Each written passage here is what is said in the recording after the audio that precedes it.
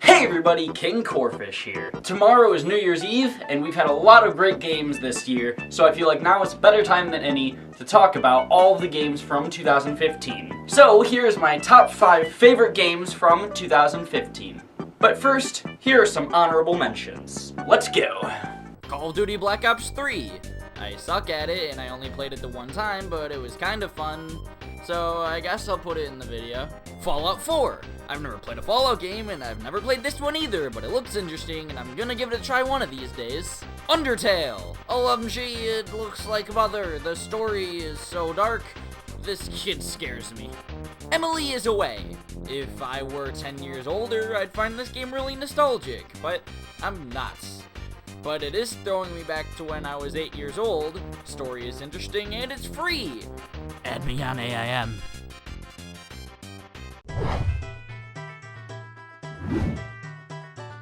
The Legend of Zelda Majora's Mask 3D. Alright, so there's 2 reasons why this game is at the bottom of the list. The first reason is the game is technically not a 2015 release, but rather a remake of a game that came out years ago but was released in 2015. The second reason is I've never actually played this game firsthand. Awkward. In case you don't know, back in February when this game first came out, me and my good friend Squirtle9110 did a multi-Twitch live stream of the 3DS version and the N64 version. I've personally never played either at the time, so sure enough I was given the N64 version to play. We went through the game, found out the differences between them, such as Deku Link's bubble flying on a straighter path, or saving is much easier, and now it's 10 months later and we're only at the Ice Temple. My bad. Maybe one of these days I'll finish that series. As for my opinions on the game, it's super fun and the puzzles are really challenging. The story is really interesting and someone should really call PETA about this monkey abuse.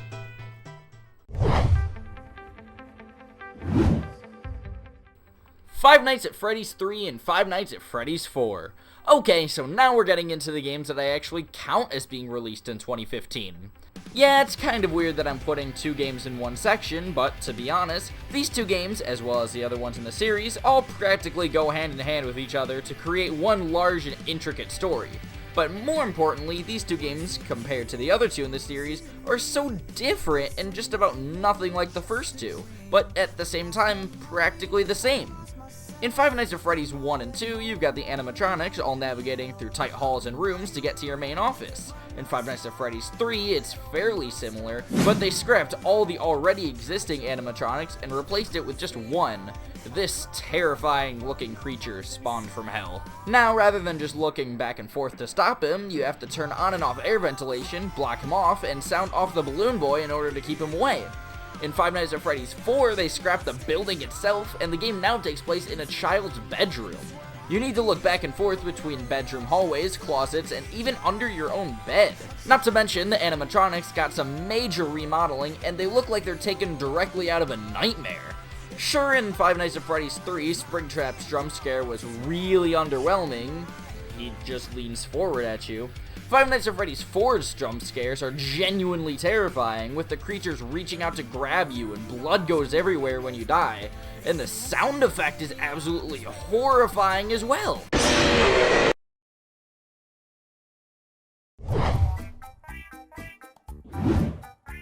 Pokemon Shuffle. Okay, sure, this game isn't Pokemon Z or Pokken Fighters, but if you actually give it a chance, it's pretty dang fun. And it's so adorable! Look at that Pikachu! I just melt! My personal favorite spin-off Pokemon game is Pokemon Troze. It's a rather difficult puzzle game, and it makes you think pretty deeply about which move to make at which time, yet at first glance, it's pretty simple.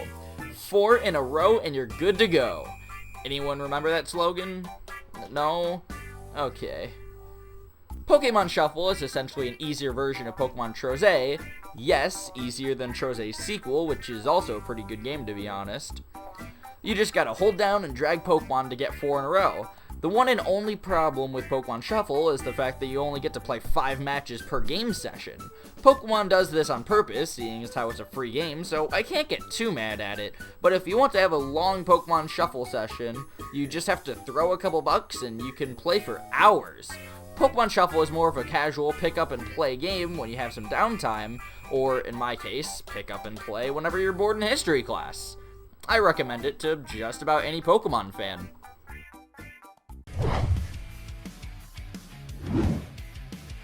Splatoon. So, I already talked about this game in a previous video. I got out all my opinions on what I think of it, so I don't want to repeat myself too much, but I don't care, I'm gonna re-say them anyways. Splatoon is the type of game where Nintendo really tried to encompass the mindset of easy to learn, hard to master.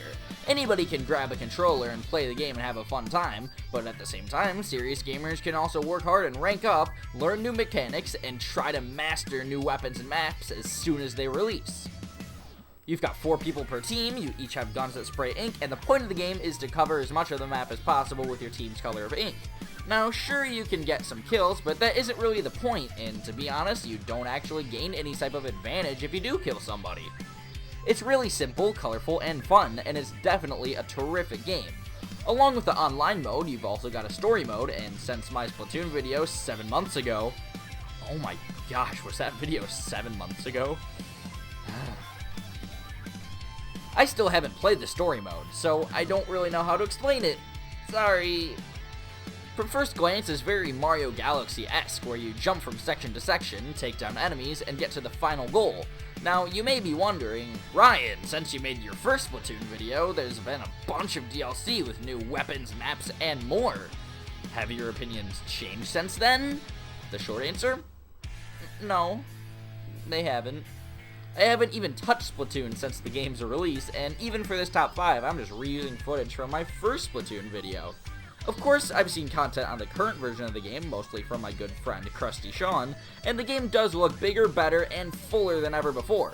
Does that mean I'm gonna pick it up and play it again? No, screw that! I've got other games to play, like, Pokemon? No, I suck at that game too.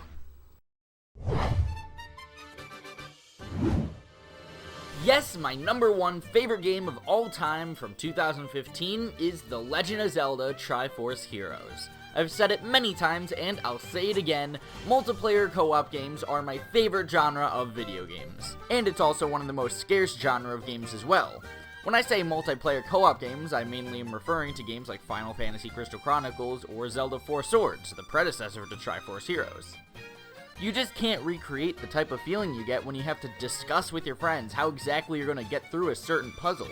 You have to use a set amount of teamwork and everybody needs to listen to everybody a fair amount in order to get everything done.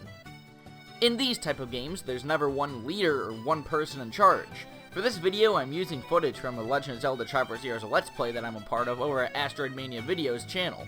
At the time of recording this script and making this video, I haven't beaten the game yet, and to be honest, I'm only a few worlds into it. But I have thoroughly enjoyed every single moment of playing this game. The story of Triforce Heroes is absolutely nothing like any other Zelda story either. When you think of a Zelda story, you generally think of games like Ocarina of Time or Majora's Mask, games with really deep and dark storylines, but Triforce Heroes flips that on its head and decides to have a story based on something much more whimsical: fashion.